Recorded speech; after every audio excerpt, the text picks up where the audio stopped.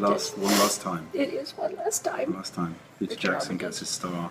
When I saw the first, you have to talk about that. Yeah. When I saw the first movie, I didn't sense the height difference in the dwarfs. You know, I didn't notice it. So I don't know if that was intentional or not.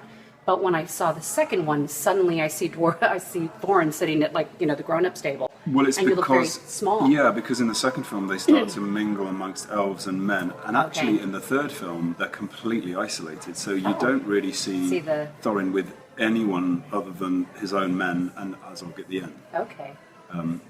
Yeah, the reason I think they chose big guys was because they wanted us all to be warriors and work alongside each other and not have to scale opposite Martin. And you know, so the Martin, the Hobbit differential is all the same, which is great. I mean, the only person that I spent a long time working with that sometimes I couldn't was Ian, but we would always make sure that for mid shots we were in the room together. But sometimes they'd put a mark on.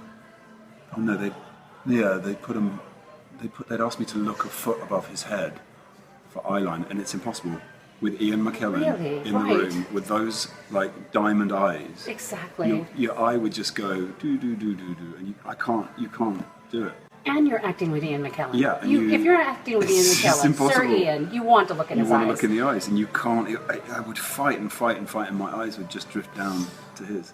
Yeah, what is that like? I mean, you know, because as Martin Freeman said, acting is reacting. Yeah. So you want to be looking in the person's eye to react to what they're saying. It was fine on the reverses because you would be absolutely in the eyes, but if it was it's hard. Interesting. Okay. So look, you've been all over the world. We've been following you on Twitter. The fans absolutely love that you've done this Twitter picture tour. They really love it. And we've actually been blogging about it as you go along. It's a bit stalkerish, actually. I have to say that it's one of the things about joining Twitter that I got very excited about. Because the last time that we talked, you said absolutely no. I think I've said it on camera. Yes. I'll never join Twitter. Yeah. It's been brilliant. It's been brilliant to bring people along with you that don't get the chance to leave their own home sometimes. Right. You know, and they may not even get to the film.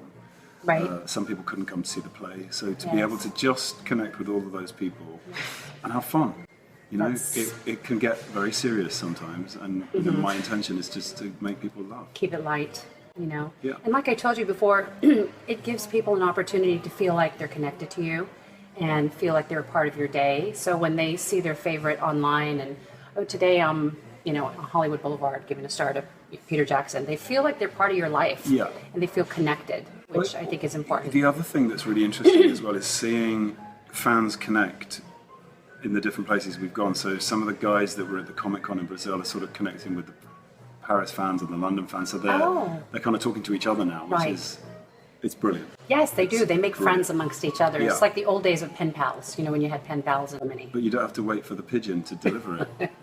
I'm not that old, okay, pigeons. The other thing I never took into consideration is the fact that through all of the kind of fun and the promotion, and the one thing I really try not to do is, if I'm going to self-promote, I'll always point in the direction of the person that is really responsible for it, like the photographer, if it's a nice photograph. Sarah Dunn. Yeah. And we've made friends now because of it. But also the charities, in the middle of all of this kind of commercial production, you can just point your hand in the direction of somebody that really needs help. So that's been great.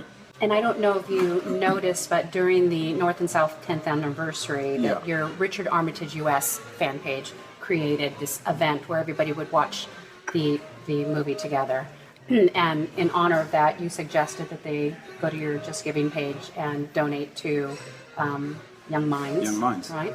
And I don't know if you looked at it, but the response was incredible. So I looked at that and thought, that's an incredible position to be in, to be able to promote good causes that way. Yeah, I mean, it's something that I'm always a bit skeptical of. There's always a certain amount of self-promotion, but not on Twitter. You can just retweet what they're talking about. Right. So I'm just really into it. Exactly. So I noticed when you took off for the whirlwind press tour that you were on, Air New Zealand, who's a huge sponsor, has your face on the side of the fuselage. What? I know. What is that What are they like? going to do with that now? They're going to have to respray that plane, aren't they?